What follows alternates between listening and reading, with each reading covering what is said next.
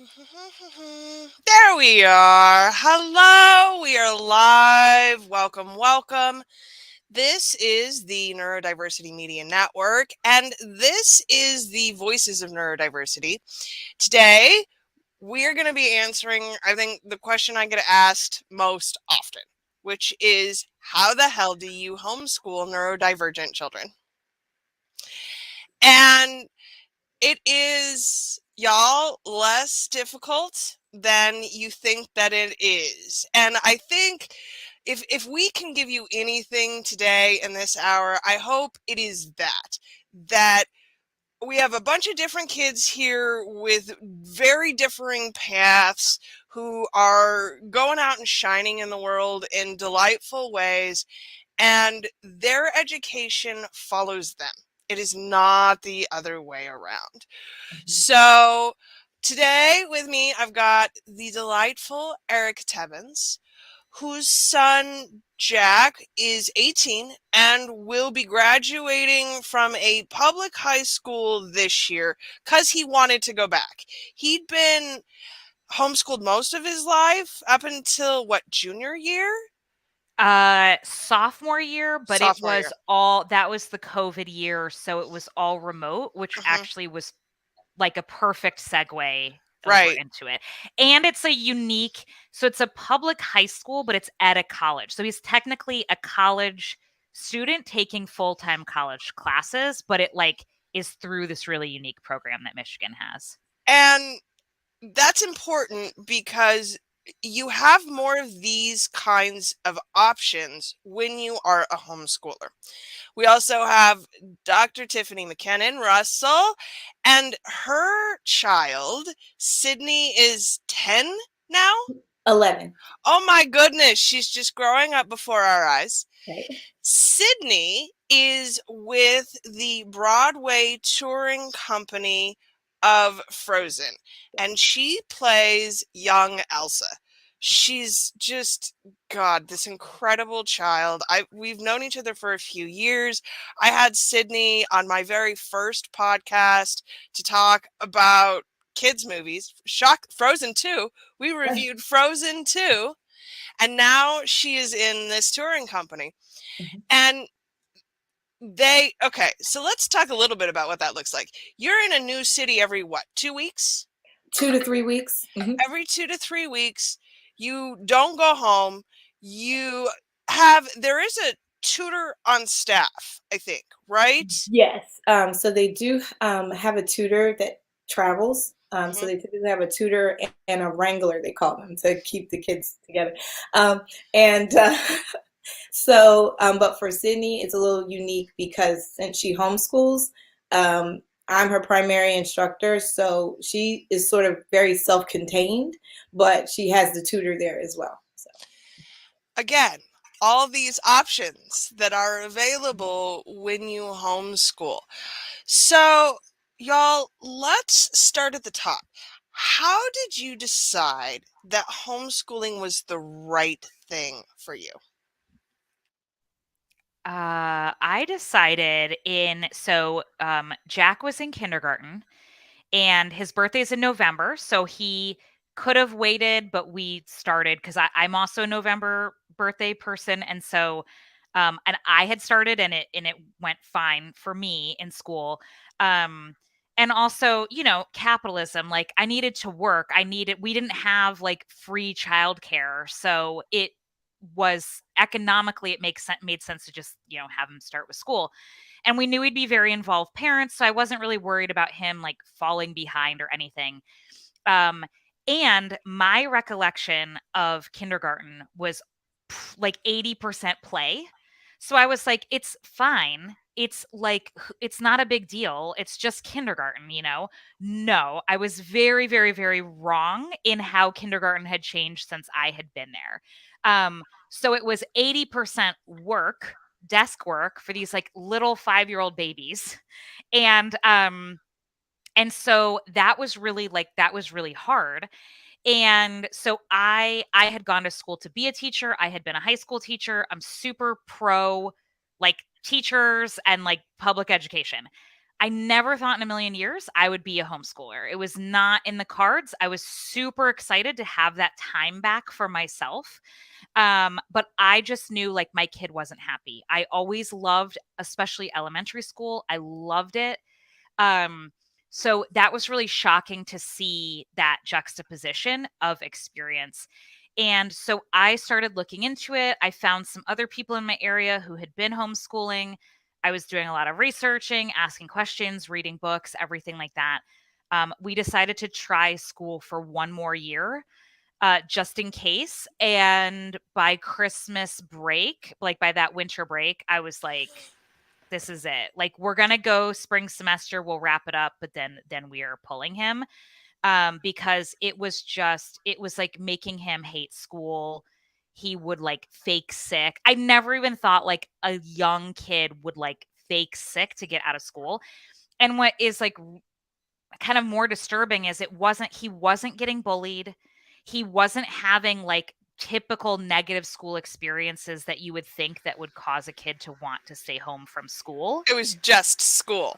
It was just school. And we, like, when we went in before the holiday break for that parent teacher conference, she was very much like, have you thought about medicating him, whatever? And like, to know my child, he is chill. Like, he's chiller than chill. Like, that he was not causing issues. He wasn't disturbed. Like, none of that was happening. He literally was just like, he wanted to play. He wanted to daydream. He wanted to hang out, like stuff that kids do, right? And he didn't want to sit in a desk for 6 hours a day. I don't want to sit at a desk and pay attention for 6 hours a day. I can't even do it as an adult. So I just knew, I was like, this is not the journey for us. And so we pulled him. We were very lucky to find a group of friends that we would do a lot of activities together that were very like-minded, and yeah, and it worked beautifully for us for nine years. So good. Tiffany, what about y'all? I know that was not the same path at all. Right. But honestly, there are some things that are common with our two paths. The first thing is, I did not see us ever homeschooling. It's not something that was ever on my radar. But my child actually requested to be homeschooled. She was 4 years old. And I was taking her to preschool one day, her preschool program. And, we were talking back and forth, and she specifically started talking to me about how much she enjoyed working with me at home on the day she was home more than, being in her preschool program. So it was actually at her request that we started to look into the process of homeschooling. And at the time, we now are based in Texas, but at the time we were living in Pennsylvania. So, there are totally different requirements and things from state to state. So in Pennsylvania, things were very much different. And so we started doing a lot of research, and, my husband is the chiller than chill one in our household. So when I, talked to him about it, he said, well, if you think that's what we want to do, let's try it. And, Sydney and I hit the ground running. I started her with kindergarten at age 4. And it was probably right before we started when we transitioned to Texas, which is, I would say, one of, if not the easiest state to homeschool in. So it all kind of worked out there. And, but at that point in time, we didn't know all the other things that were coming that make homeschooling the best choice for us today. It was just a request that she had. So I like to say that she knew something in her heart, like she knew what she wanted and what was coming, and knew that she needed to make how she wanted things to go. She's very clear as a child, very determined. When she has a goal, that's it. That's where she's going. That's what she's doing. So I knew, right away that, she had thought through it even at 4. And I was like, this is something that we really need to look at. So for us, that's kind of how we moved into it, and how it sort of morphed for us is I started more with customizing her lessons and things. So I was doing everything for her totally custom. And as we've transitioned, it's become less custom and more of a combination of like pre-done curriculum and some customized pieces, but it all really works out well for us, and especially now with her with travel, with touring and all of that, it really, it is the best choice with making sure that I don't sacrifice the quality of her education while she's pursuing her dreams. Now, Sydney is an extraordinarily prepossessed child. She knows exactly who she is and who she wants to be. That said, there's a lot of overlap between ADHD, autism, and giftedness. And it's that gifted part that is really difficult to encourage in public school spaces right now.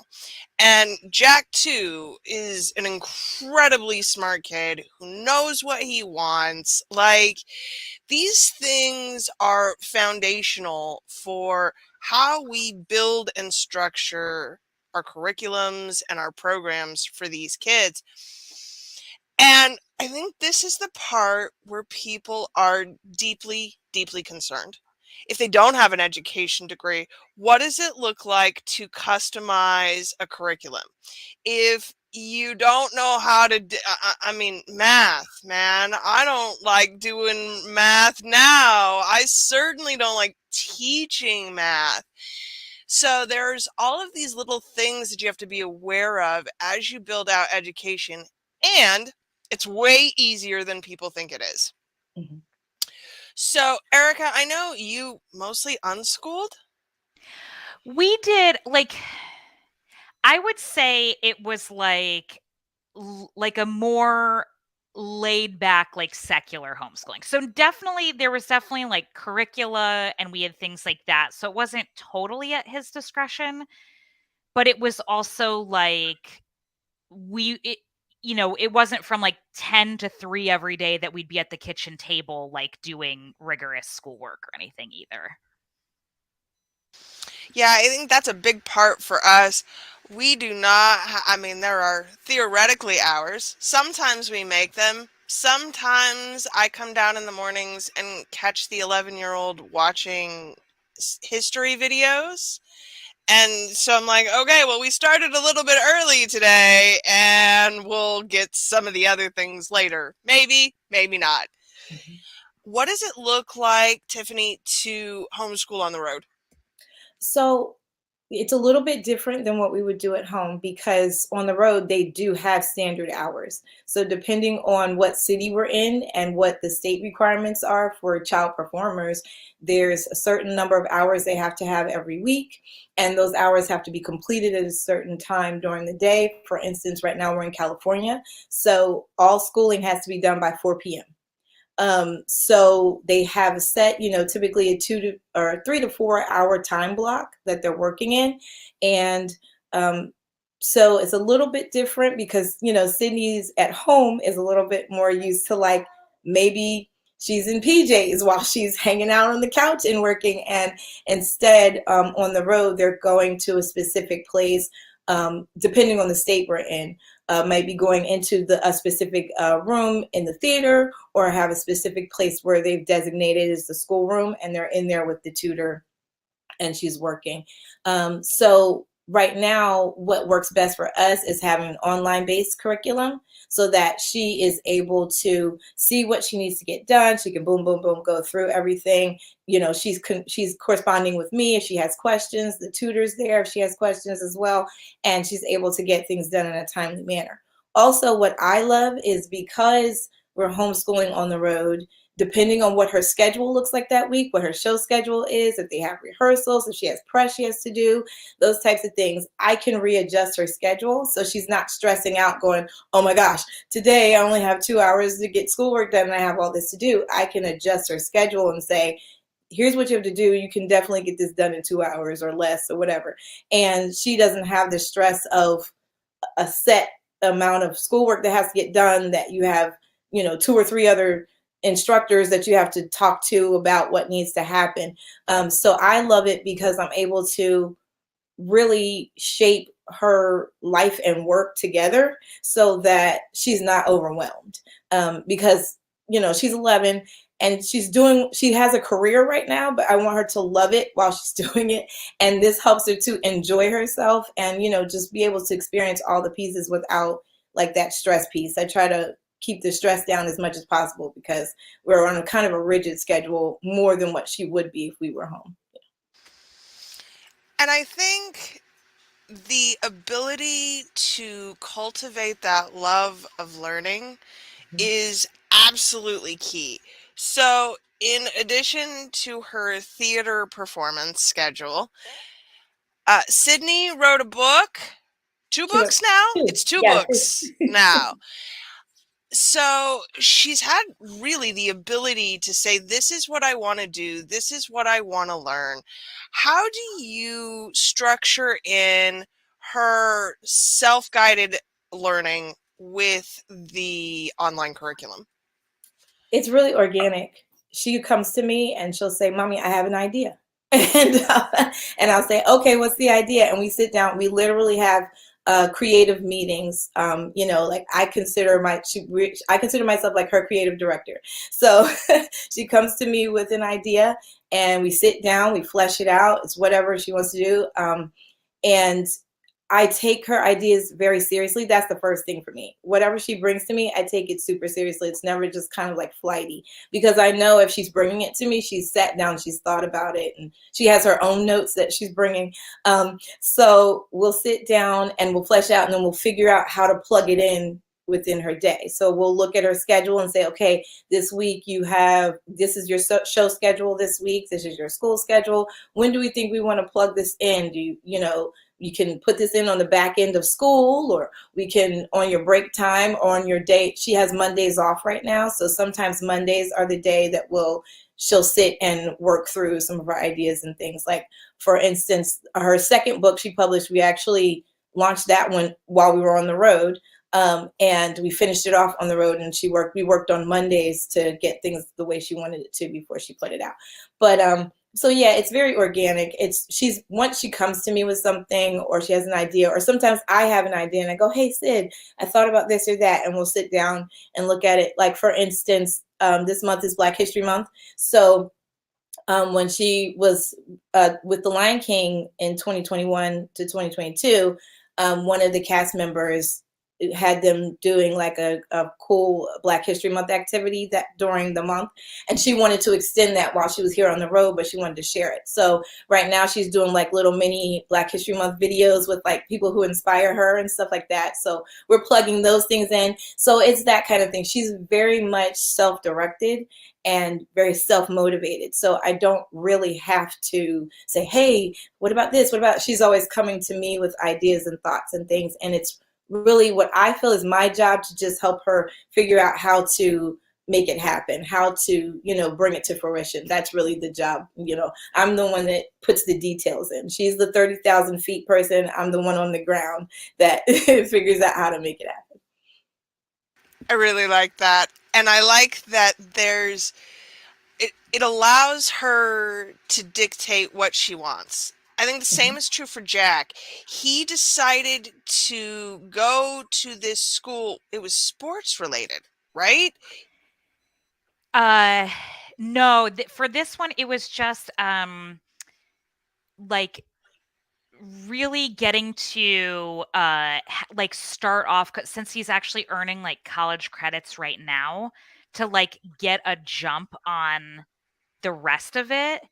And also like because we had just moved states and stuff, so he didn't know anyone like locally. So to just kind of, I mean, then COVID happened, right? So it didn't really quite pan out how we hoped anyways, but still, like, it just the ability to kind of, not be just at home with mom and dad, and like be out and be like in a different space. And especially during those transitional years between like the early teen years and the later teen years where you're getting ready to leave anyways. But even like everything you were saying, Tiffany, I feel like is such a good example of that idea of like that everything gets to be included as part of the education. Like, I think that we're so conditioned to look at school as like this certain set of things. And so whenever people have asked me questions about it, like, what do you do? I'm like, well, like life is included. Like if you're Life. helping me cook in the kitchen or whatever, like that counts. Like that is included. And I think we forget how, like, Briar, to your point about like the love of learning, like how a lot of learning really, like, we're applying that in life all the time. We just don't maybe recognize it because it's not like we're not turning it in for homework. So yeah. Our family uses the Life of Fred math books, which they both know of, because it's really structurally designed to be, it's a written story, and Fred guides you through mathematical concepts while also talking about physics and cooking and geography. There are very few problems, much more higher level concepts. My kids, even the 21-year-old, will still pull these books off of the shelf and just read them. Because when you allow everything to be integrated, it really makes it fun for them. It allows them to dig in and process the information on the level that they're interested in processing it. So obviously, Sydney has a career already. Whether she stays an actor, writer, rock star forever is remains to be seen. At 11, she's got some time. Erika, what does Jack want to be when he grows up, and how has his education allowed him to lead the way there? Yeah, so interestingly, so right now we are in the window of time where within the next few months, like, we'll know where he's going to college next year. Um and he is most likely at this point going for something in the realm of like computer engineering, something in that zone. But he also really likes to make digital music. And what's interesting is that he has pretty much for the most part taught himself the digital music element, right? Which then, like, as you kind of go back in hindsight, it's like there were these other interests that he had, like whether it was like hacking his Nintendo Wii or like, learning to code or different things like that, where yes, there are programs and things that we at different times have enrolled him in or taken him to or whatever. But also a lot of it is just like self-taught. He'll just pull up a YouTube video or something and he'll just figure it out. And so I think for him, that really instilled that idea of like, if there's something I'm curious about, I can just go learn it. I don't need to go to a classroom to learn it. I don't need to get a certificate that says I know it. It's just really about getting curious and experimenting and seeing, and how like one thing has led to another. So in his essays for applying to college, a lot of what he said that he wants to do is like he's curious about digital music and music production and things like that. Um, and it's really cool to be able to see how all of those components before like led him to this place of feeling like he could potentially be qualified to do it, right? That there's not like an obstacle in the way there. That it's really just a matter of like continuing to learn it and be involved with it, and that there doesn't have to be like a set standard path, that it's just like, okay, well, like I like computers and I like technology and I also like music, so like how can I bring those two things together moving forward? And I will say as a caveat, like we are very honest as parents with him about like the limitation, like the very real limitations of like the landscape of modern work and the economy. Like it's not 1998 anymore when I was graduating high school and it was like go to college and major in anything because it won't matter. It's like no, like we have real conversations about like you will need healthcare, you will need, like, which I think is good. Like we really like it, I'll say. I read a statistic not that long ago that 85% of 11-year-olds wish to be a YouTube star. That's what they want to be when they grow up, is a YouTube star. And I think it's really telling. So there's two 11-year-olds here. One of them has like eclipsed YouTube star, right? Sydney, regardless of what that child decides to do with her life, will never have to fall back to YouTube star or influencer, right? There's always going to be something for her to do.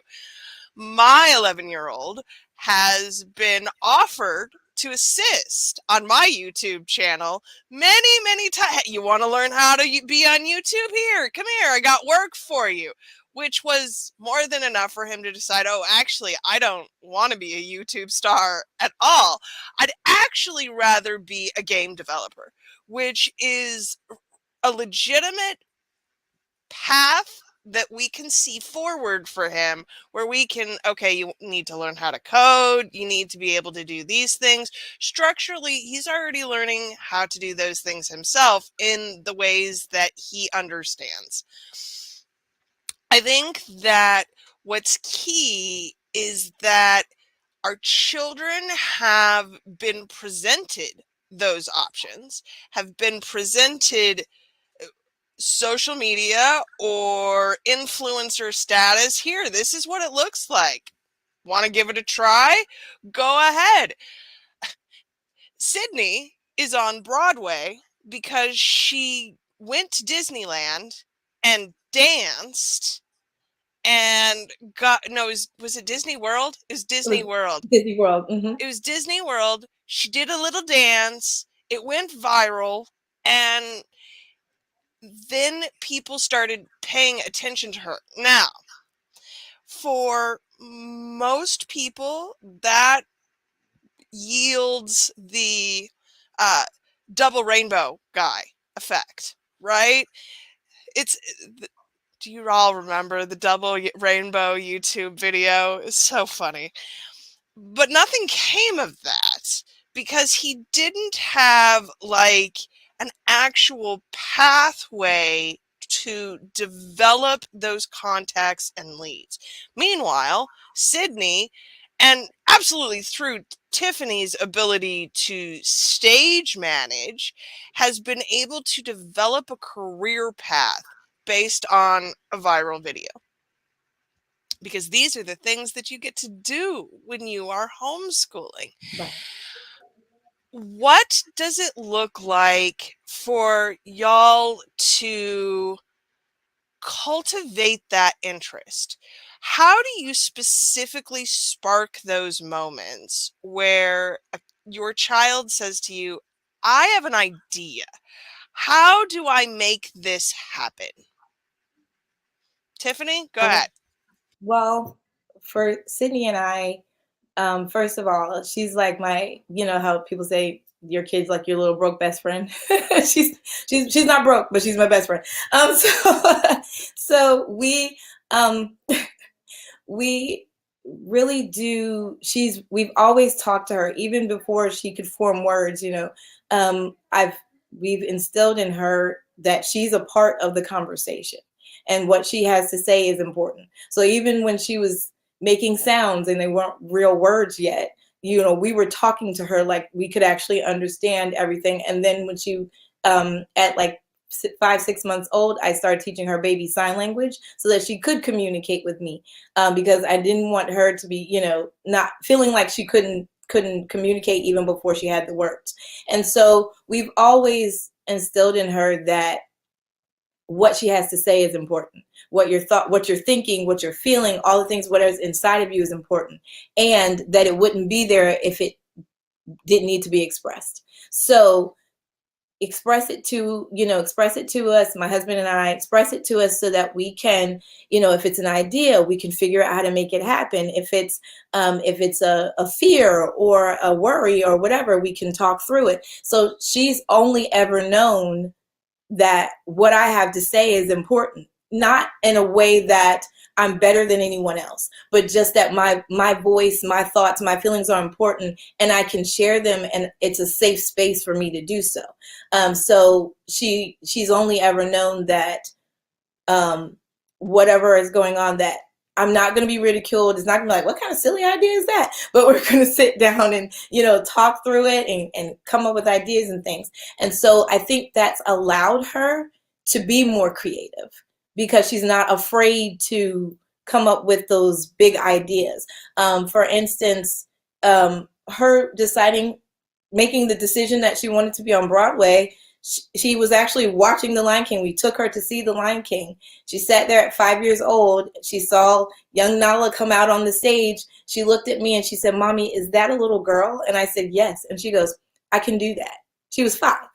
So I said, "Oh, okay," and then we talked about it, and I was like, "Okay, so then we need to do theater classes. You got to do this, you got to do that." And she was like, "That's what we're going to do." And every step she took was towards that goal. But it started with her feeling confident enough to speak it, and then knowing she had the support to make it happen. And I think there's something very powerful about speaking out what it is that you really want, and then knowing that there's a way to create a path to get to it, but that you're not on that road by yourself. And she's never felt alone on that road. She always knows she's got me on one side, her dad on the other, and my parents, her other grandparents, everybody behind her pushing her forward. So even the viral moment that happened, it was a spontaneous moment, but she was ready because she didn't feel like, I can't do this.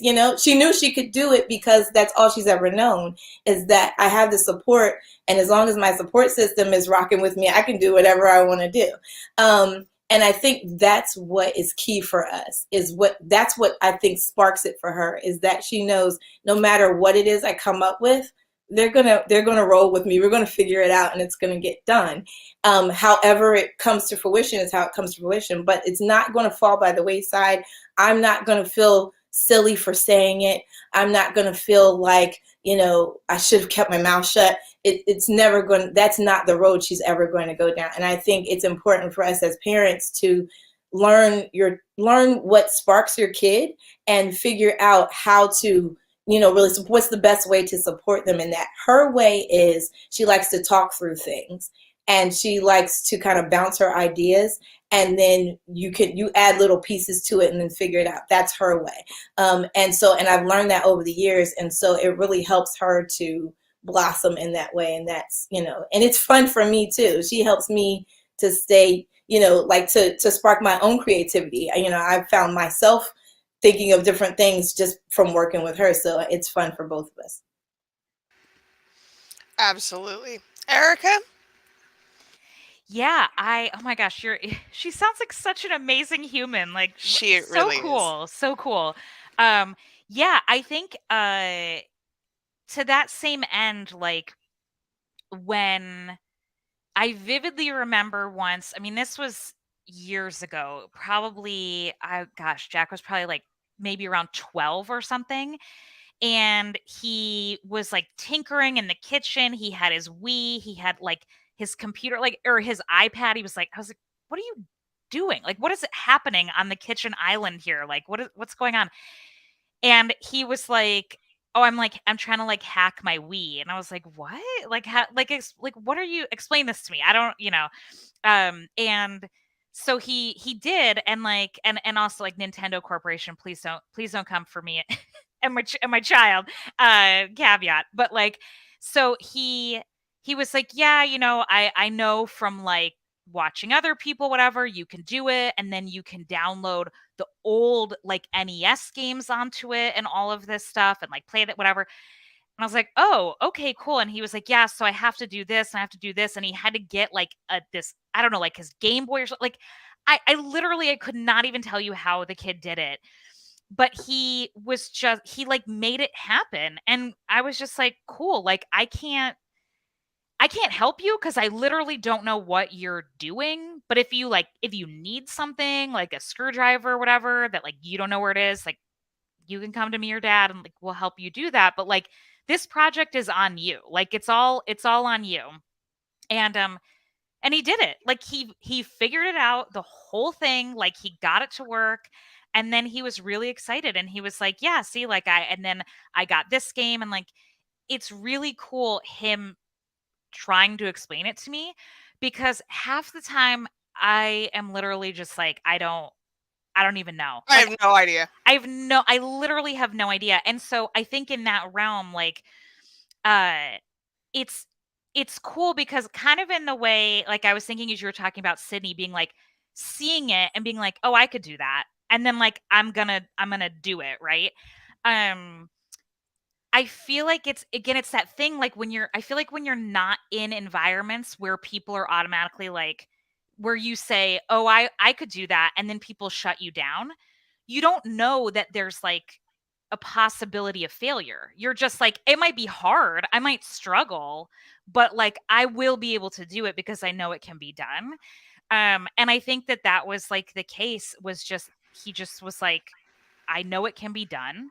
So I'm going to figure it out. And there were moments where he was very much like struggling and frustrated and angry and whatever, but he just stayed in the struggle, and then he got it to work. And I think that is such an important life lesson. And then now that he's learning like digital music, it's the same thing. Like he's having to look up tutorials. He's having to like be inspired by other creators and artists and musicians, to do it, because like we cannot do it for him. Like his dad has like some musical knowledge and can kind of guide him, but it's way more like, I played a band and orchestra kind of knowledge, not like digital music stuff like that. And so it's really cool to just be like, yeah, you do you, like do your thing. We're here to support you. We're here if you like need something. We bought him a piano for his birthday last fall, an electronic piano. He was really excited about that. Like, so we'll help fund things, but like at the end of the day, like it's on him to do what needs to be done. And I think there's real opportunities here. I know what I don't know. I know what he wants to know. And therefore, I can help him find other people to teach him those things. I can absolutely put my kids in the classes that they require, the environments that they require, in order to cultivate the skills that they want to learn. And I think that the earlier you start that, obviously, Sydney, how old was she when she started acting classes? 5? Yes, she was but 5 years old. Hmm. And very clearly knew that that was the thing that she wanted to do. That was the path that she wanted to take. And so you have the ability to really cultivate who they are as people. And that feels like more than anything else that we have to give them in a homeschooling arena. My kids who are autistic or dyslexic or ADHD, all of them know what their abilities are. There's not uncertainty. I don't feel like my kids have ever really struggled with, I'm not good enough to do that. It's, I don't know how to do it yet. I don't know what will make this work. It's never been, I'm not good enough to do that thing. And I think that that's a real gift, because they're going to go out into the world confident in their abilities, even as very young adults, because they've been fully supported their entire lives in this kind of structure. So let's talk about when it's hard. Can you give me an example of when it has been hard and when you have thought, God, I wish they were in public school? Tiffany, go ahead. I don't think I've ever felt all the way to I wish she was in public school, but the hardest was for me when we first started. Was because I had the only reference I had was public school. So the way I started, with her schedule. I mean, it was regimented. We're getting up at 8 a.m. and we're going to have breakfast at 8:30. We're going to get dressed, then we're going to start lessons. And she was miserable, when we started. And like I said, she's always known her words are important. So she let me know I am miserable. This is not working for me. And I felt terrible because I was like, I'm supposed to be able to do this. You know what I'm saying? I'm supposed to be able to figure this out. And my kid is dreading learning with me right now because I have, the environment is not what she needs. And so that was, for me, the hardest was when we first got started because but I realized I hadn't actually taken the time to learn how she learned. So I was like, oh, and once I figured it out and it became so much easier, I learned like she's kinesthetic. So it's like, yeah, we can't just sit here and I'm talking at you and there's nothing for you to do. No, you're not going to be able to just sit at this table. You're going to need a variety of different things that are happening. And for me, that was the hardest, was just at the very beginning. Once I really tapped into how she learned and then I stopped trying to control her learning process, that's when it became so much easier for us to flow, and you could really figure out what was needed to be there and what didn't and how things needed to be. But I think it was my type A, relaxing my type A a little bit and realizing that she needed to, conduct this train. This was her learning process and she needed to conduct it. It was my job to put it together, but for her to lead us where we need to go. Embracing the failure is definitely a big part of this.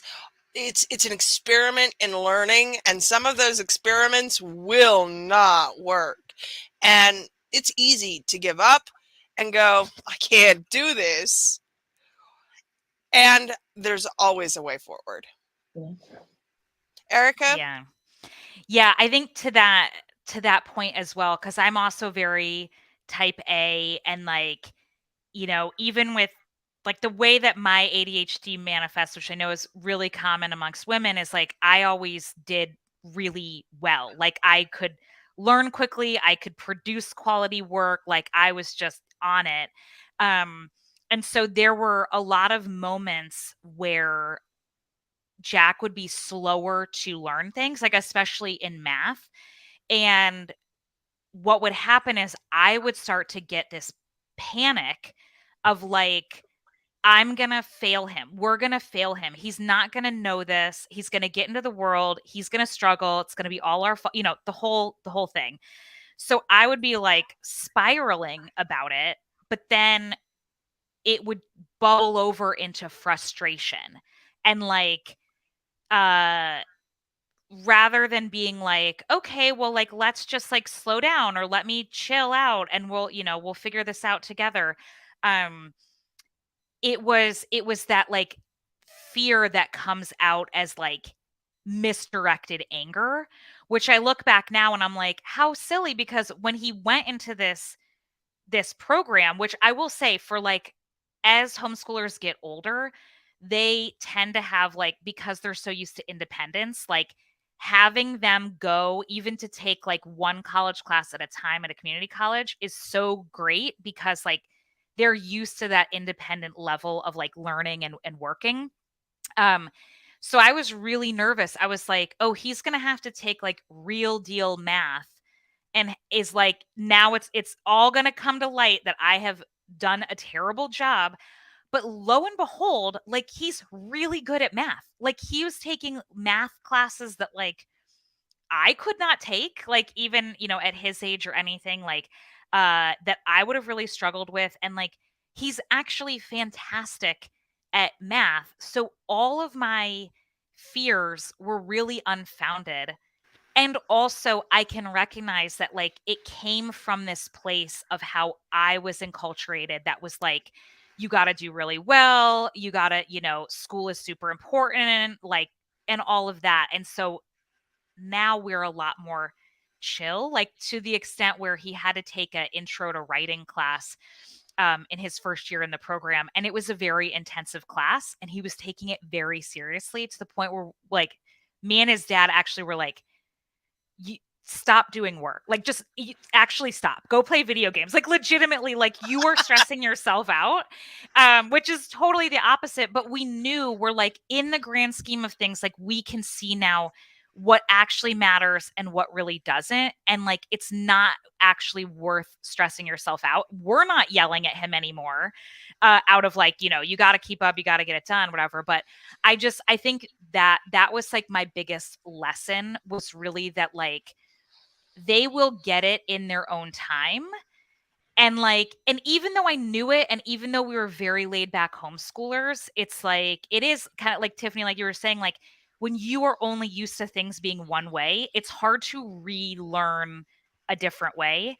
And then like the last thing I will say, because we are at the very end of it, is that like I am surprised at how, from the beginning, when I was so excited for him to go to school and have my time back and all of that, now at the end, I'm like, oh, I'm really sad that he'll be like moving out. Like, we have spent so much good quality time together that I'm deeply, deeply grateful for that experience. That now I'm like, I literally can't believe it's like done. Mhm. It flew by, and I'm like, no, I should have savored those years more. But I still feel really grateful that I got so much more time with my kid than a lot of folks do. And I think that it's that life and learning balance, right?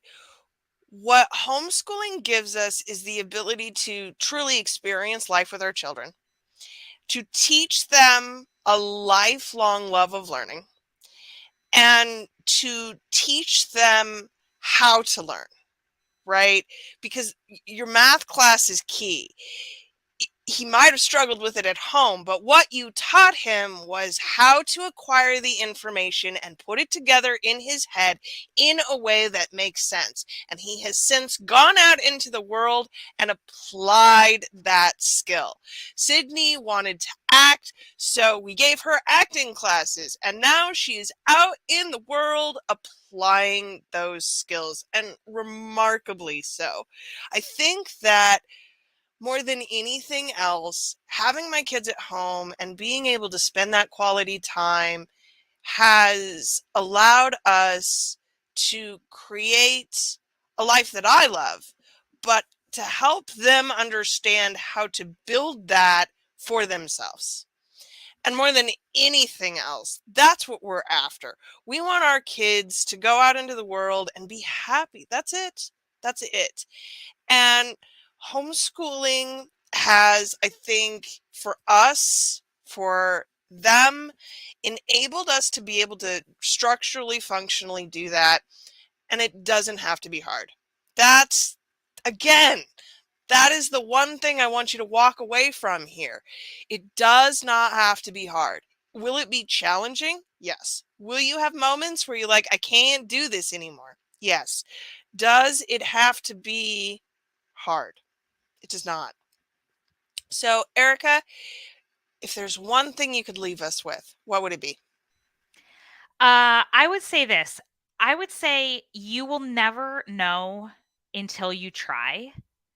And if you try it and you give it a fair shot and you realize it's not the right thing for you and your family, you can always, like, your kid can just go back to school. It's fine. I've also known plenty of people who at various points in the journey, their kids went back to a more traditional school environment, and it was fine. Like, it ended up being fine every single time.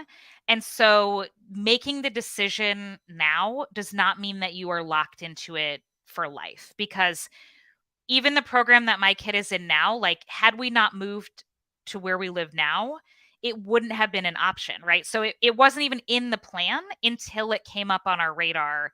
And we're like, let's give it a shot. And if it doesn't work, we'll just do a new plan. It's going to be okay either way. Tiffany? So I would say two things. One, comparison is the thief of joy. So don't try to compare your homeschool to anybody else's. It needs to be what needs to be for your family. So, and if it doesn't look like someone else's, that's fine. It looks like what it needs to look like for you. And to be okay with change over time, because as your child grows and as your family changes, their needs and their learning environment will also change, and it's not a bad thing to have to adjust and change, but just be aware that that change is coming and that you should embrace it along the way. Y'all, thank you so much for coming today. Thank you for being here. Thank you for making time in your very busy lives and schedules to have this conversation. I will be leaving links to Erika's website and Tiffany's website in the comments. I will also link you to Sydney's Instagram page. That's the best place to see what she is up to. Thank you for being here. Thank you for watching the Neurodiversity Media Network, y'all. And we will be back again in 2 weeks. I am openly soliciting feedback for these conversations. So if you have ideas for panel discussions, please reach out and let me know. Say, hey, I want to talk about this. Please, by all means, hit me up for it. We will have a chat. Again, thank you all for being here, and you have an amazing day.